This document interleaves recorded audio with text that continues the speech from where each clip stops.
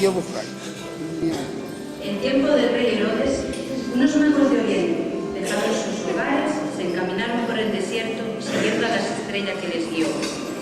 De pronto, la estrella se paró encima de donde estaba el niño. Ellos, llenos de alegría, cayeron de rodillas y, adorando al niño, abrieron sus cofres y les ofrecieron sus regalos: oro, incienso y mirra.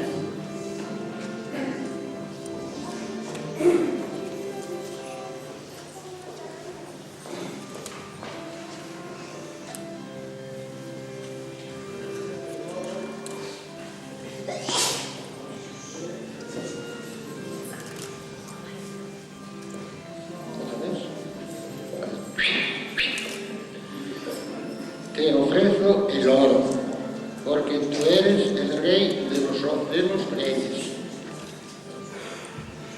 Te ofrezco el incienso, porque eres Dios. Te traigo la mirra de tu sacrificio.